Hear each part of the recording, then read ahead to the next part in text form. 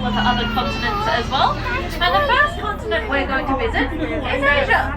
Coming up on your right hand side we have our gorgeous Mongolian wild horse, also known as Taki. Now we're very lucky to have the Mongolian wild horse here at Werribee Zoo because as late as the 1960s, not really all that long ago, we thought our Mongolian wild horse were completely extinct. We didn't think we had any left whatsoever until we found a few small populations living in private zoos. In total, we had less than 20 Mongolian wild horse left. So we had a pretty small gene pool to work with. But guess what? We've actually been able to get their numbers back up to well over 2,000. And about 17 years ago, we actually reintroduced 300 back into their native Mongolia. And they are thriving. They're breeding, they're having babies, and they're doing really well. So we've still got a long way to go to obviously help the Mongolian wild horse. But we've got those first few steps under our belt.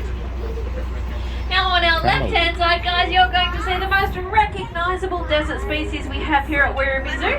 We have our dromedary camels, or our one-humped camels.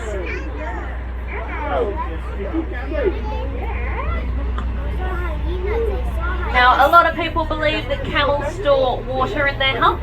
That's not actually true. Camels actually store fat in their hump, and they use that fat as a bit like a portable pantry. Means that they can go without food or water for about 2 weeks, which makes them great desert explorers. However, that's exactly why we use them here in Australia. And once we've finished exploring and building our towns and our cities and our outback, we have the bison here at Werribee Zoo because in the late 1800s they were virtually wiped out. They were virtually hunted to extinction. The only reason why we have any at all today is a very small population here in Yellowstone National Park. That's pretty much where water bison come from today. So there was a population of less than 500 individuals. We're going to see another very important animal that we have here at Werribee Zoo. These guys are called scimitar horned oryx. Now the reason why the scimitar horned oryx are so important to us is because up until only about 3 years ago they were classified as extinct in the wild. There were none left in the wild whatsoever and had been that way for around about 50 years. However, we've been part of an international breeding program that we've been very successful with, and you might even see some of our lockdown babies coming up on your right hand side. We've got a couple of youngsters out there at the moment, which is pretty cool. We were about 3 years ago we released 100 scimitar horned oryx back out into the Sahara Desert in Chad, where they originally came from, and about a few months after that we had our very first wild-born scimitar horned oryx, which was super exciting. First time in about 50 years, which was very exciting. Now the reason why they became extinct in the wild, first of all, they have to share this of the left-hand side. Over there, right? This side. We'll take it nice and slow. Oh, there's a little head. There's two little heads. Can you see so that? Pansy's just popped her head under. Brindabella's just popped her head up. Oh, down she goes again. Now hippos usually hold their breath up to a couple of minutes at a time. So they may not resurface again for us to see them. See, there we go. Look, there's the nostrils.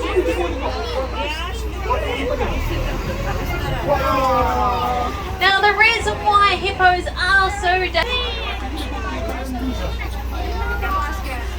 Alright guys, now coming up very shortly you're going to see some of the largest birds in the world.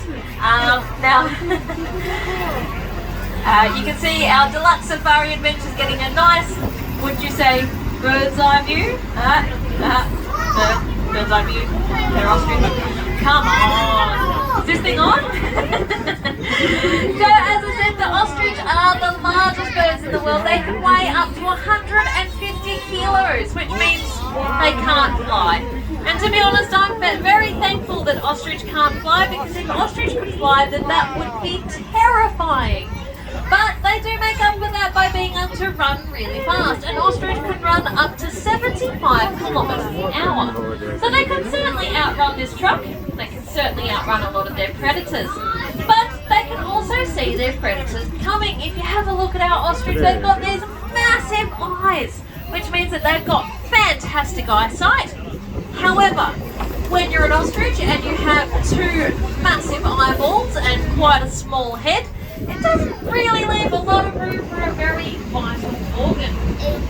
Hello? Now, this is a lesson on never to underestimate something that's small. I'm 5'1", by the way.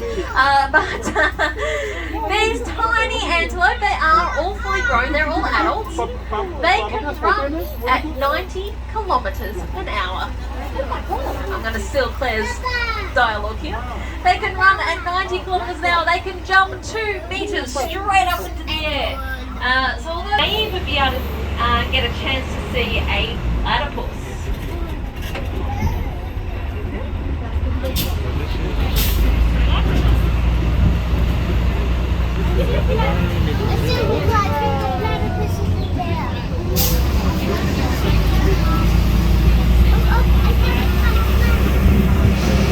You weren't expecting to see cows in a zoo.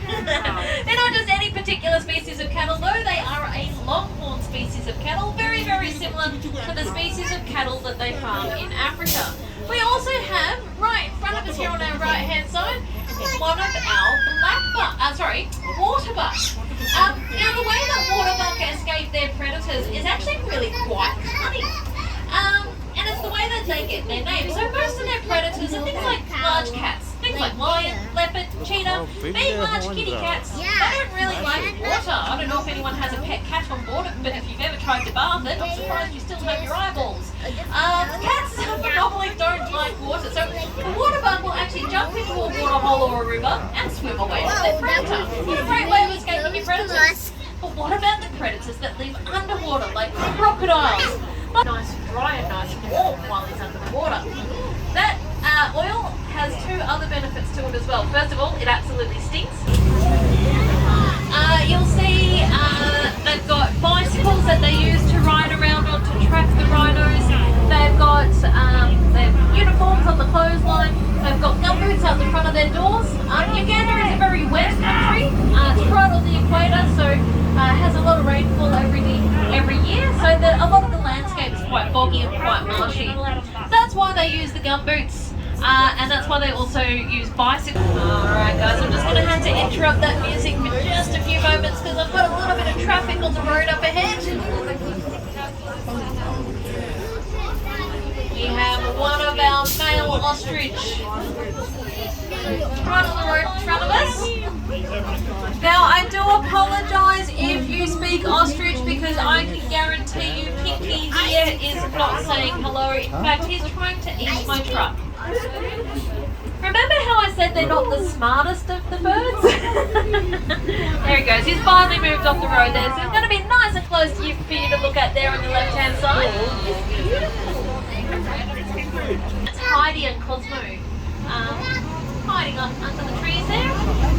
Being very clever and sun smart. So that everyone is sitting down and holding on nice and tight, particularly the young ones.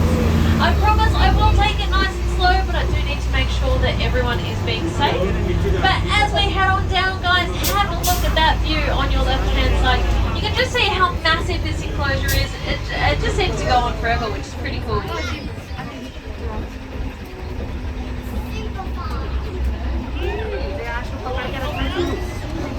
We're going down.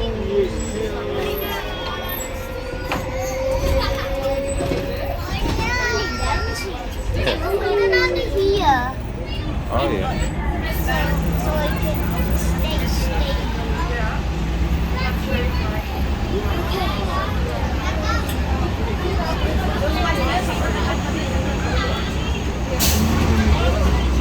What are we gonna see now? What's next? Up in the arid and desert enclosure. We also have some of our giraffes as well. We have 5 giraffes here at Werribee Zoo. They are all boys. It looks like Harold's here having a little bit of a chat by the waterfall by the looks of things.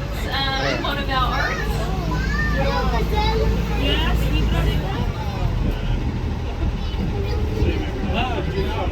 So there was a little bit of a cute interaction there where Harold actually bent down to have a closer chat or a closer look at the oryx there, but obviously the oryx hasn't got anything interesting to say, so he's wandering off.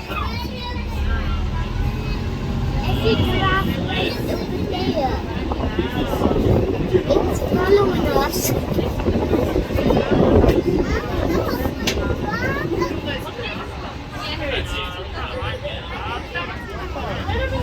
Looking back. Alright, well we might get a much closer look at our giraffe. We might come down that other road a little bit later on and get a bit more of a closer look at our giraffe there.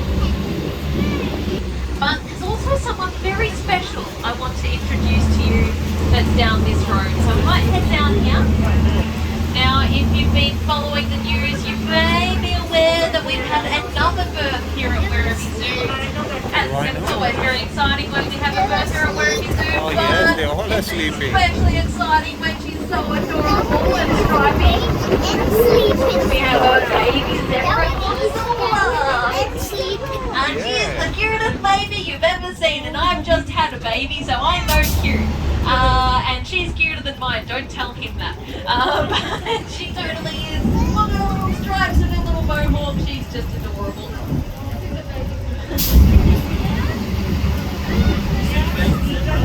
So she's just under the trees there with her mum Zadie, standing right next to her.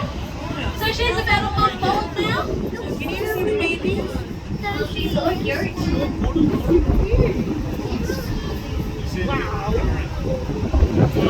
And our plain zebras out here are hanging out with the largest antelope in the world. These guys are called eland. Now eland have got a pretty cool way of escaping their predators. Both males and females have horns, so they're able to defend themselves.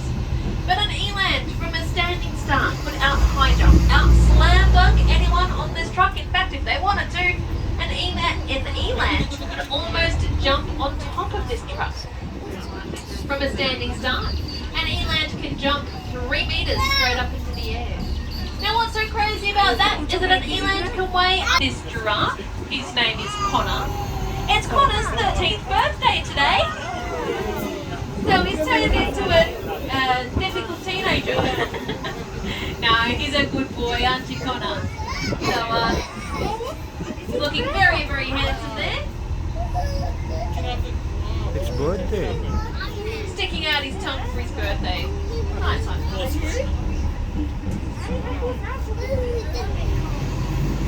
Okay. Now coming up on your left hand side, we do have our southern white rhinos. So out on display today we have our male Kafaru with 4 of our females, Latava, Cece, Capensi and Kamake. And you're also going to see little Jelani. When I say little, he's not that little.